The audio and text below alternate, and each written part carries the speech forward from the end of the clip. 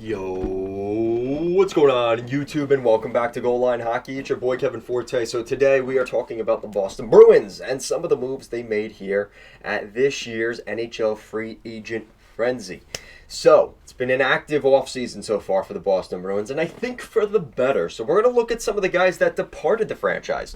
A couple guys going to the Vancouver Canucks, and I saw some people making kind of basically the Canucks and the Bruins made a bunch of trades via free agency, and I thought that was kind of funny. So basically, the guys that left, Jake DeBrusk, it's been talked about for years that we would see something with DeBrusk where he finally left the franchise. That has officially come into the fold as he ends up going to the Vancouver Canucks. I think overall this was a move that I think most of us expected, right? I think at this point DeBrusk has, it's sometimes guys have spent enough time where it just feels like, yeah, this is it. And that's kind of what happened here with DeBrusk. Honestly, I think the Canucks are getting a really good addition here. This is a guy that's going to come in. He's going to help. He's going to score goals. And he's going to add some depth scoring to a team that has some good goal scorers. But especially with the loss of Lindholm, you needed somebody to come in there. So I think it's really important that you were able to add that. Derek Forbort also leaves the Boston Bruins. He also goes to the Vancouver Canucks on a one-year deal. Again, another move that I think makes a lot of sense for the depth of the Canucks. Their defense is seen as a little bit of a liability in terms of some of that depth, and especially some of the guys that have left the franchise. It's important they added someone like Derek Forbort comes in. Good addition. Danton Heinen also coming in from Boston to the Vancouver Canucks. You see a trend here, right? So this is another move here that makes a lot of sense for the Vancouver Canucks, adding some more center depth into the fold. I like this move for a lot of reasons. Then you obviously have Elias Lindholm going to the Boston Bruins, who, of course, huge addition for the Boston Bruins and adds that center depth that they really haven't had since Krejci and Bergeron left. So, adding a guy like Lindholm back into the fold, you add a legitimate top six center, and you look at what he's getting paid. 7 years, $7.75 million per season.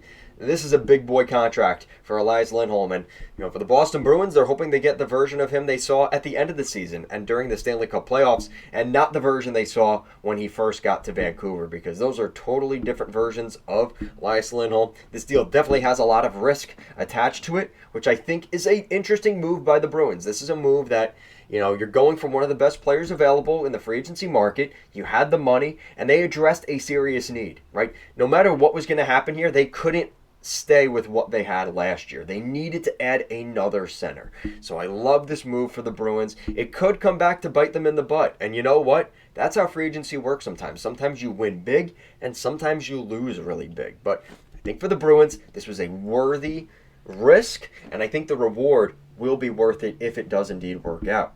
Now, the last move that we saw between the Canucks and the Bruins was the addition of Nikita Zadorov. This is a big one. 6 years, $5 million per season. This is a bit more on the risky side, in my opinion. And for the first reason being the duration of the contract. It's a 6-year deal, and Zadorov's already got some mileage under him in the National Hockey League. The way that Zadorov plays hockey is a concern for this deal, because this is a guy that is a big defenseman that likes to get physical and play rough, which is great, and Bruins fans are going to love him. But if this is a guy that ends up getting injured and is a healthy scratch and missing the lineup because he's injured a lot, that could be a problem. And when you're giving him $5 million per season with the term, interesting move here by the Bruins. This is one that I agree with. I think he's a good cultural fit for the Bruins. Just for that amount of money and that duration, there's definitely a level of risk there. That's pretty much it for that. I think looking at those moves overall, I mean, basically you kind of go down the list.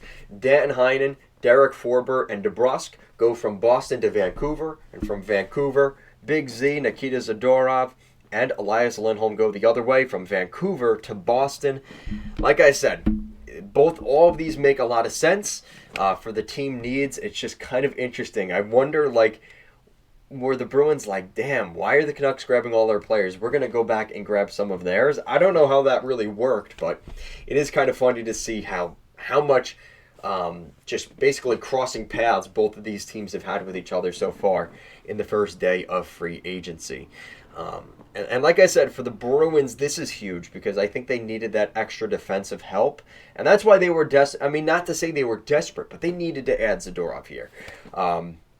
It makes a lot of sense. And like I said, Lindholm, that's going to be huge. I think that the Bruins are going to be the morale of that forward group is going to be very happy that they went out and invested and went on a big risk pickup like Lindholm. And I think for Lindholm, he's probably a little annoyed. He's probably hoping he got somewhere closer to Gensel's number at around $9 million, but he didn't play well enough during long enough stretches of the season to get that $9 million.